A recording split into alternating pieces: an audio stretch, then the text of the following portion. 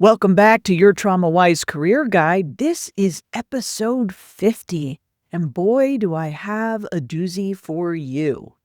This week, I want to talk about a situation that happened for me in the workplace that I am still trying to process and figure out. This week is about what happens when you get triggered at work or when things blow up in the workplace. How do you get yourself regulated as a trauma survivor? This is going to be part of a 3-part series where I'm going to break down, number one, how do you get yourself regulated after a big blow up in the workplace? Because it does happen. Number two, the rupture repair process. So what happens when things go badly between two colleagues? And how do you repair the relationship after something blows up? And then third part is about leadership and what that means as opposed to the power dynamic.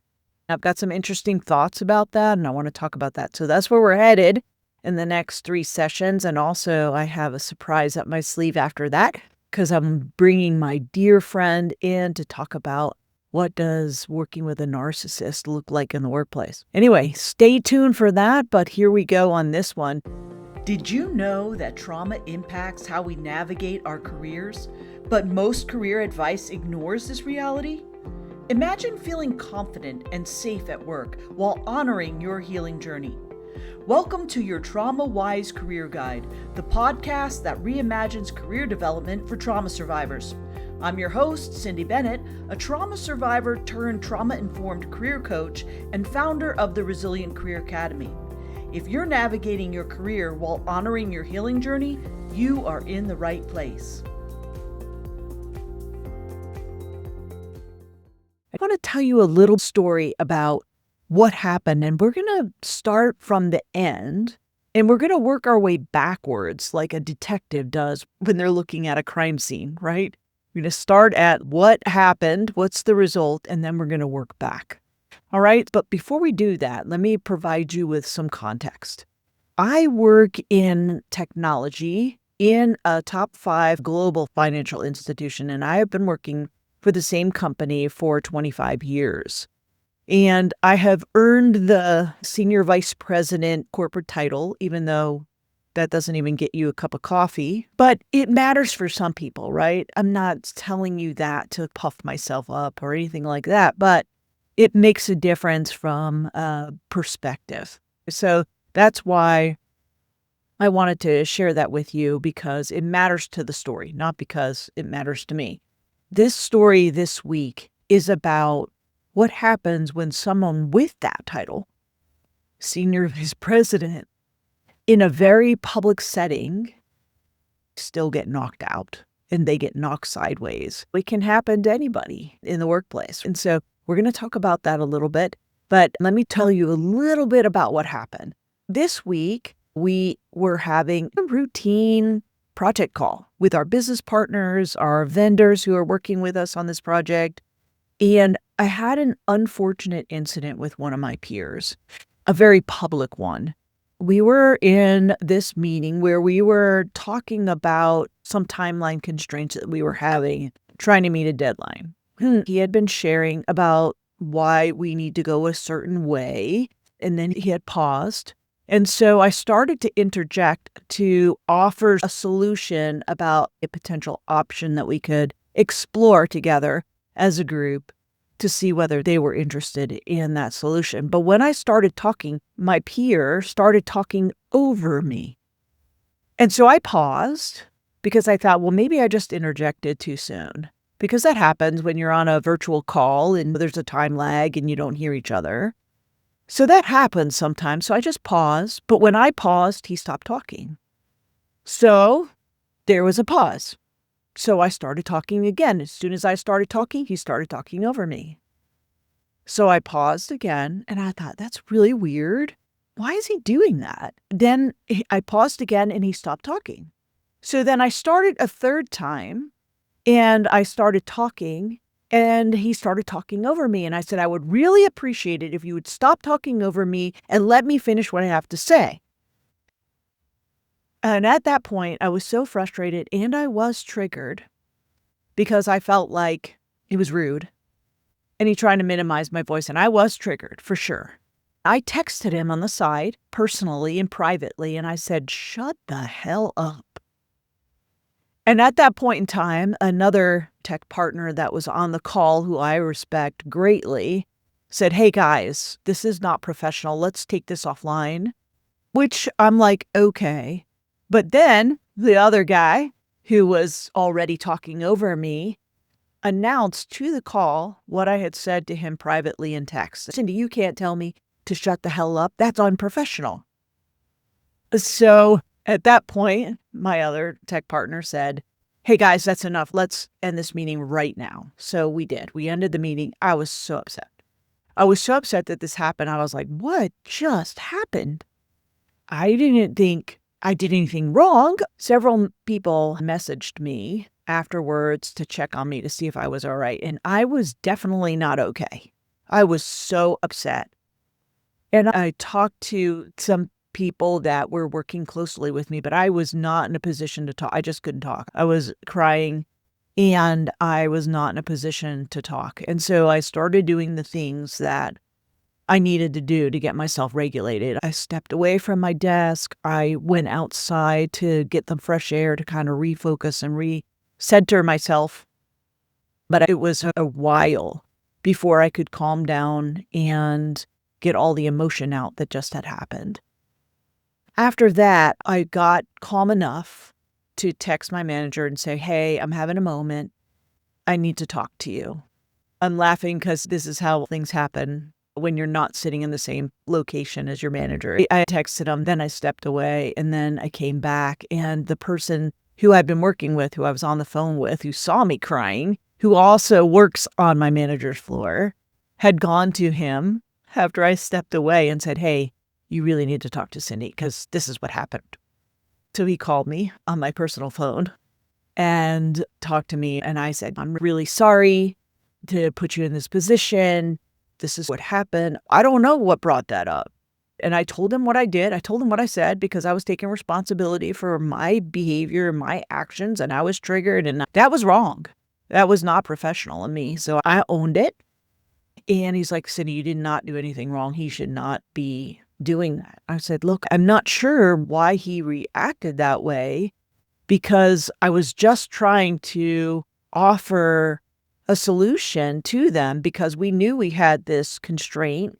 And I had done some research in the background over the last couple of days and worked with a couple people to say, hey, what if we don't have to deliver it at this timeline? What if we can push it down the pipe and you would still get what you needed?" And I said, "You know how we work. We listen to our business partners and we try to come up with solutions to help them." Right. And he's like, "Yeah, that's exactly how we work." He and I have worked together for a long time. I said, "He has not been listening to our business partners. He's been like a power monger. He's been saying, no, we're going to tell them what to do." That's not how my boss operates. That's not how I operate either. He's like, "Look, you did not do anything wrong. I will talk to him." He said, "Look, I know this is really hard, but why don't you just take some time, step away from your desk, go outside, get some fresh air, get yourself calmed down, take care of yourself. And if you need anything, call me. Even if it's on the weekend, you can call me." This is why I love my boss. So I just let it go. I let him take care of it. I didn't know what was happening, but I started to recenter, refocus myself on getting myself regulated because when something happens like that, and it's unexpected, I have not seen this behavior from him in the 9 months that I worked with him. So it really took me by surprise, first of all, and it was not expected. It came up like poof. I was like, wow, did I do something wrong? What happened there? Now I want to open the curtain for you and show you what was happening, because that's what was happening on the outside, right? But what was happening on the inside and inside in my trauma survivor heart and mind? Because this is where the rubber meets the road for a lot of you, right? What's your knee-jerk reaction when something happens in the workplace as a trauma survivor? What is your knee-jerk first response, first reaction out of the gate? What is it? Did I do something wrong? Was I at fault? Did I make that happen? Right? That's where we always go, right? That happens when we've gone through some childhood trauma because it's a trauma response. as children who are put in very difficult, sometimes impossible situations where we absolutely need to have attachment to our caregivers, but they're the ones who are hurting us or abusing us. We create these very adaptive and creative solutions to being able to handle that. And one of them is this magical thinking that we are in control of what happens. And therefore, if we are in control of what happens, if it's our fault, we take responsibility for it, and then we're in control of what happens, we could change it. Because that's what we want to believe. We want to believe that we have control, that we can change it. If we accept responsibility for what happens, then we could change it and make it not happen. But again, that's magical thinking, and it's not true. That kind of thinking is habitual for us who have childhood trauma. That's just it. We practice that solution over and over and over again, right? And it takes a lot of work to undo that thinking. But I've done the work. I've done a lot of work on that. And so I knew it wasn't my fault, right? I didn't take responsibility for initiating the situation because I didn't. But I did take responsibility for my action, how I reacted to it. And also I took responsibility for exposing my business partners, the people who I had created some very valued working relationships with, because sometimes they get caught up in the crossfire, right? Sometimes there's residual damage to relationships when you're exposing other people to those types of situations. Afterwards, when I got calmed down, I started to reach out to them one by one via text to apologize and say, I'm really sorry that you had to witness that. That was very unprofessional, and I apologize. So starting to repair, which I didn't rupture it, but it was ruptured. There was some damage done observing that. The secondary trauma of observing trauma. I have worked so hard to establish those working relationships. And if you're a trauma survivor in the workplace, you know how hard it is to establish working relationships with people in the workplace. It's not our strong point. It takes a lot of work, and it takes a lot of time to continue to build those and maintain those relationships. And they're important in order to get things done in the workplace. You have to be able to trust one another. You have to be able to listen to one another and collaborate with one another in order to get things done. So you're working together, you're building that working relationship. And that was really important to me. And if you are a leader or if you work on a team, you understand the value of working relationships in order to get things done in the workplace. And so I started to reach out to them, and I kept hearing over and over again, it wasn't your fault. Are you okay? Don't worry about it. We're all human. There was a lot of grace there as I was reaching out and trying to repair. And so I let it rest because I had done what I could do for that day. And I really still was not totally back and regulated. So again, I'm going outside, I'm sitting outside, I'm playing music, I'm doing things to occupy my mind and distract my mind from that loop that keeps going on. Like, what exactly just happened? My mind's going over and over again. We replay it over and over again from multiple different angles to see, did I do something wrong? Could I have done something differently? Yada, yada, yada, right? That's what was happening. Now, of course, when your mind gets into that sort of situation, it makes it really difficult to sleep. Because your mind is not at rest. It's just continuing to play this scene over and over again. You're seeing it from different angles, and you're looking at every option. And look, that's part of what a trauma survivor does. That's part of what it means to have a nervous system that is informed by trauma.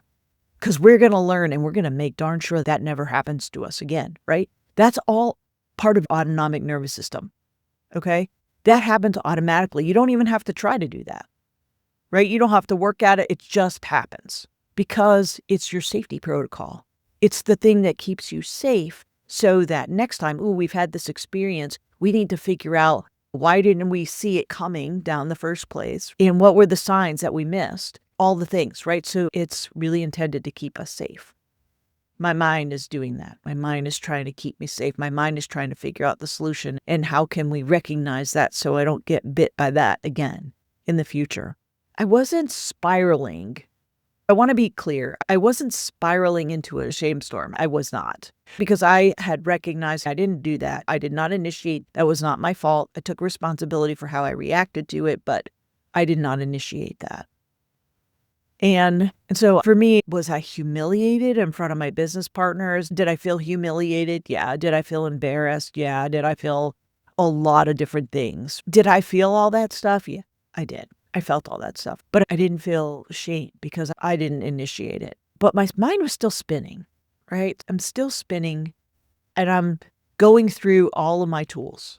I'm going through all of my strategies. And one of the things that helps me a lot when my mind is spinning like that, because, at the end of the day, you get that shoulda, coulda, woulda thinking that goes on and it keeps you up.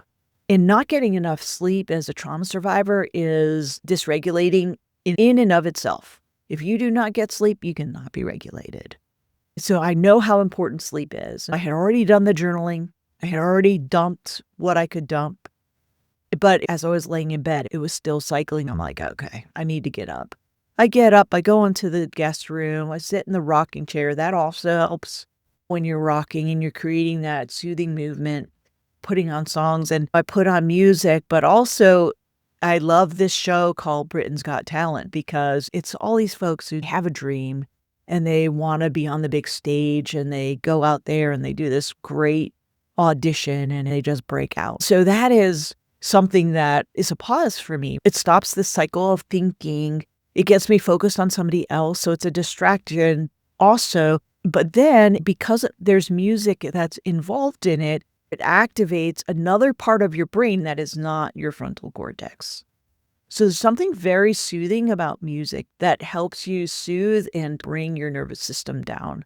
And so I would highly recommend doing some experiments with music and how does that work for you and what does it do in your body when you play some music when you're dysregulated? Does it calm you down? What type of music will calm you down? What type of music will energize you if you're hypo-aroused? Maybe you need some peppy music to uptick your affect.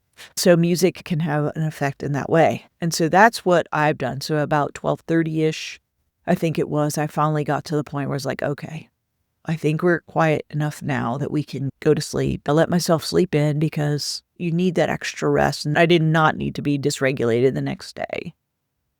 So when I logged in for the day, because I work remotely, I work at my house, I had received several communications or text messages from my business partners, from others that I had contact with, even some who weren't even on that meeting. They had heard what had happened. And they were checking in on me, checking to see if I was okay. I'm sorry that happened to you. And it really did something to me. It meant the world to me. They cared. They were showing that they cared. They reached out to me because they valued our relationship, and that meant the world to me. I went to my first meeting of the day. It was a daily stand-up meeting with my project management partners. And my intent was to apologize to them because they were on the call for what had transpired and all the things. And they wouldn't let me. They would not let me apologize. Cyndi, you did nothing wrong. You were treated badly on that call. They affirmed for me what I thought, but I wasn't sure either. There was still this doubt of, did I do something? But they affirmed to me that that is not what happened, that this is what happened, that what I thought happened did happen, that I was treated badly and unprofessionally on the call. It really was so helpful for me to have that outside perspective to align with truth, because we're always going to maybe doubt our perception, because that's what happens to us as trauma survivors. Did we really see what we thought we saw? Especially when you've lived a very long time under a narcissist who will gaslight your experiences over and over and over again. So that's muscle memory coming back. You'll just doubt your experiences. Did I really see? Did that really happen that way? So having that outside perspective of people who observed that whole situation and verified for me truth was so helpful for me, because then I was like, okay, good. I didn't do that. I did not initiate that. I did not blow that up at all. I was just doing what I usually do as a business partner. And that really meant a lot to me. Throughout the morning, more check-ins came.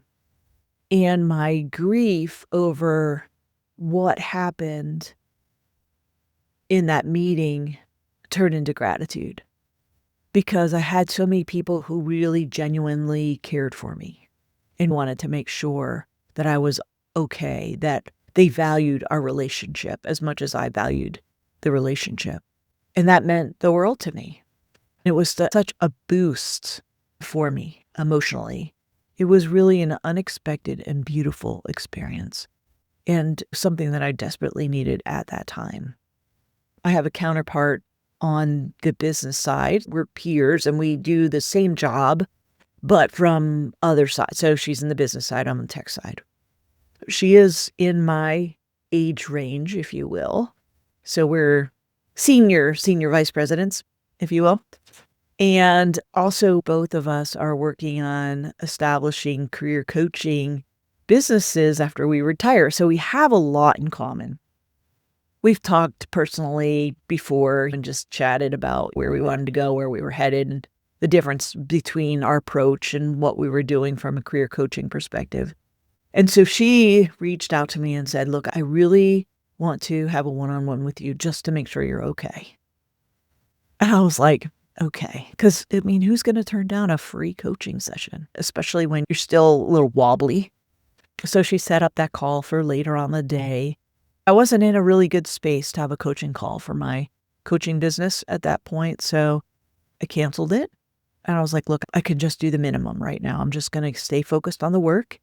I'm going to do the minimum. I'm not going to interact with him at all. But by the way, one thing I forgot to tell you was that right after we ended the call, my peer tried to schedule this meeting to talk with all the male leaders and me and summoned me to this call. Let's get on the same page sort of meeting. And I declined 4 times. He kept sending it. And I was like, okay, here's what you don't understand. You don't get to summon me. And right now you don't get to talk to me. So I set a clear boundary for him saying, back up. I'm not talking to you right now. I think that's important. I forgot about saying that in the beginning, but I think it's super important that you set boundaries to protect yourself. And when you're not in a good space, then it's not a good time to really be having that conversation, which is pretty powerful for me because I'm not really that great at setting boundaries yet. I mean, it's a work in progress, but you know, this is a win, so I'm going to take it, right? So I did that for myself and I'm like, yay, I'm excited. So the next step in that process, though, is you have to be able to separate the past from the present. And here's why it's really important, because I know from taking my own inventory that I had several triggers that were activated in that scenario, several of them. Not having a voice was one. Being humiliated in front of other people and not being heard. Those are my top 3 triggers. Being invisible is also another one. So I knew that I was triggered for sure. And I knew that that triggering had resulted in that private text. Now, good news for me is I didn't make that public, which is a step in the right direction. Not still where I want it to be right now, but, you know, giving myself a lot of grace to say, okay, this wasn't as bad as you think it is. Your reaction wasn't as bad as you thought it was.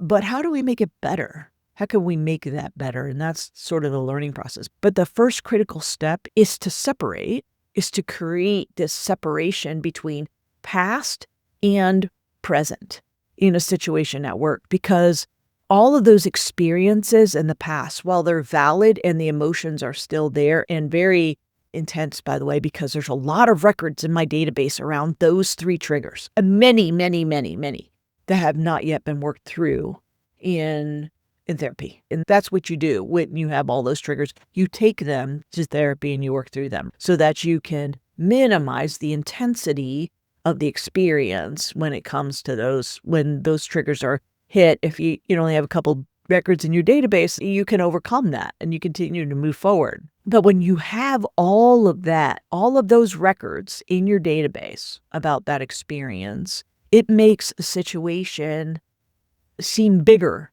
than it actually is. It seemed really big to me because I had all those records in my database and it was multiple triggers at one time.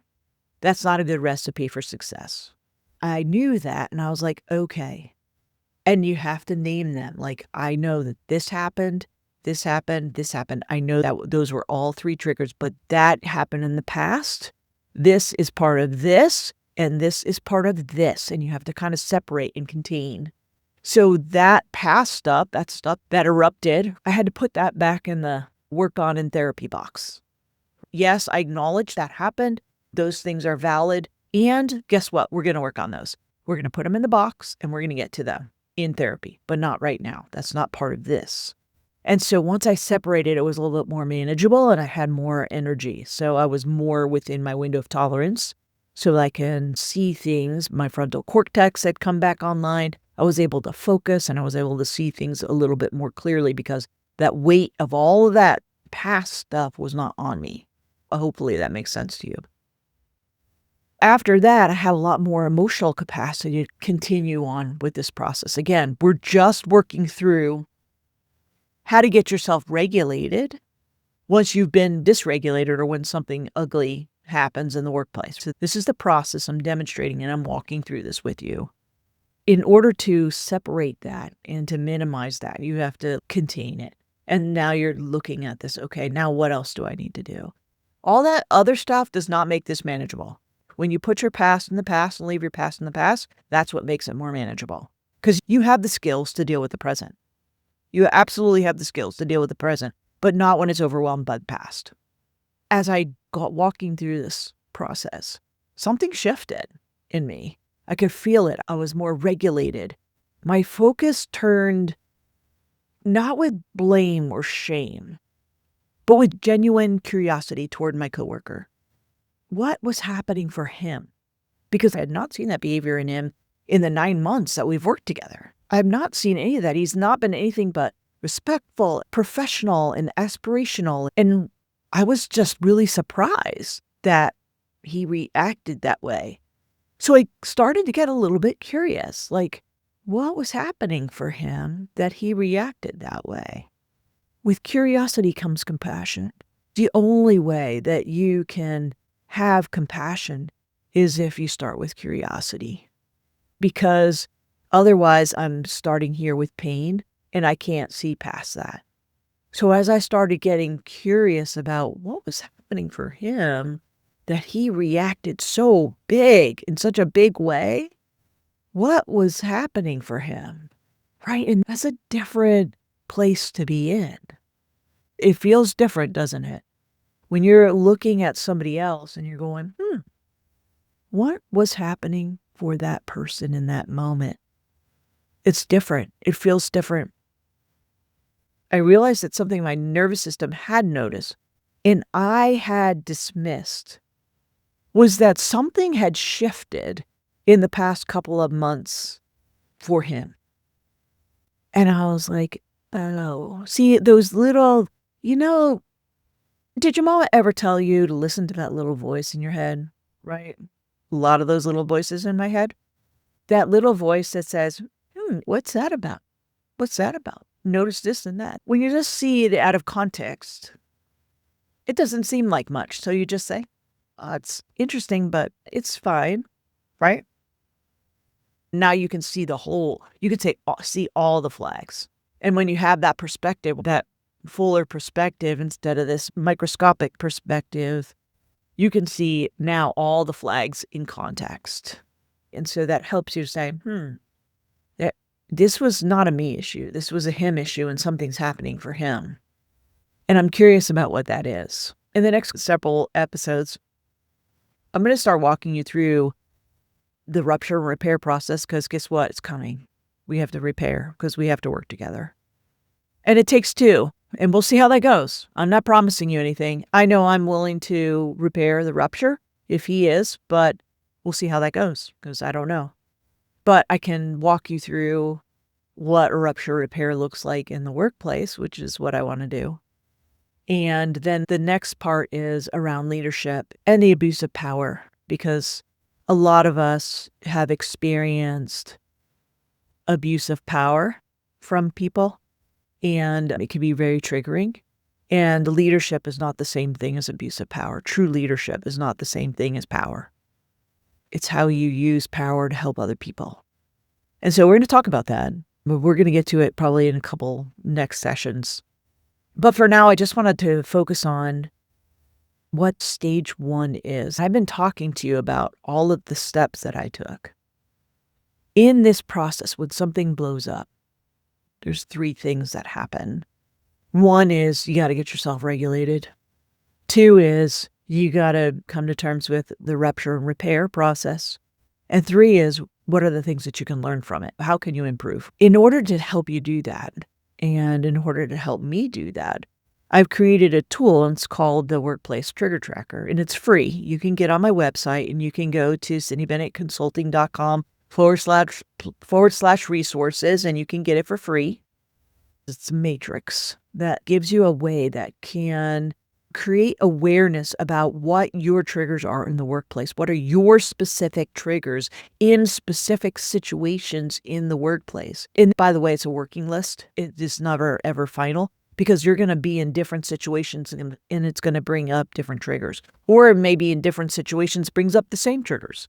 And then you're just adding. It's just a tool to help create an awareness of where your triggers are, what the intensity of those triggers are. So what that means is, if there's a lot of intensity, you have a lot of records in your database. So that's all that means. It's just to create an awareness of, wow, this was pretty intense. So there's like a lot there that needs to be dealt with. But it also gives the opportunity for you to create what those coping strategies are to help you get regulated quicker. Because unfortunately for trauma survivors, we're never going to eliminate triggers in the workplace. We just won't. It's our nervous system protecting us. But what we can do is we can recover quicker, and we can reduce the intensity by taking those triggers to therapy and working through them. And you're basically taking the air out of the balloon, so there's not as much intensity. There's not as much pressure there. You can do that by going to therapy. And I've done a lot of that already. There's still more left to do, obviously. But I just want to let you know that we're never going to get rid of that.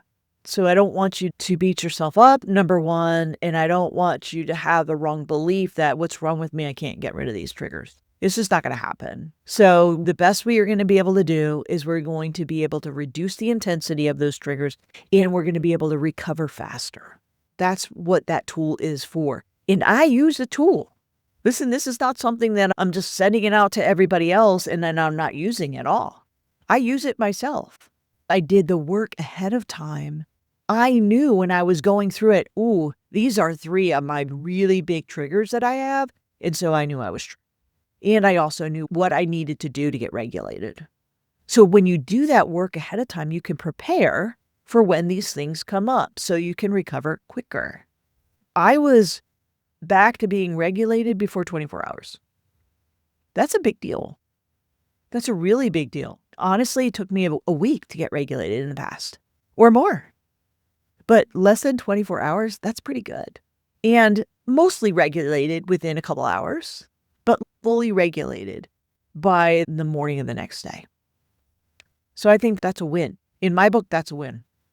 And so when you move through that, now I didn't move through that perfectly. I did not show up the way I wanted to show up as a leader. And I'm going to work on that. I'm going to put that on my development list, and I'm going to say, hey, let's look at that. Let's look at the trigger tracker again. Let's see what happened. Is there anything that I could do differently that could help to stop that shut the hell up response?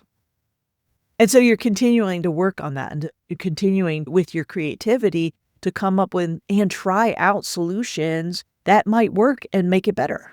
So that's what you're doing. So you're revisiting those things, and you're revisiting what is on your trigger tracker, and you're trying to make improvements in that. This was a really big deal. It really took a lot out of me. It was not pleasant. But also this happens a lot in the workplace. So I wanted you to have a front row seat to my experience of it and to give you the opportunity to see what I've been saying in action, like in the application. Let me give you an example. Let me walk you through with me while I am walking through it. I'm demonstrating to you how this works. And it works. It works. It's not something I will do as I say, not as I do. I don't believe in that. It's something that I use all the time that I know works because it's worked for me and it's worked for countless others. I just wanted to give you that front row seat to say, hey, this happens. Blow-ups happen in the workplace. Things get ugly in the workplace all the time. Sometimes we cause them, sometimes we're the recipient of them, but they happen all the time. How do you respond to it?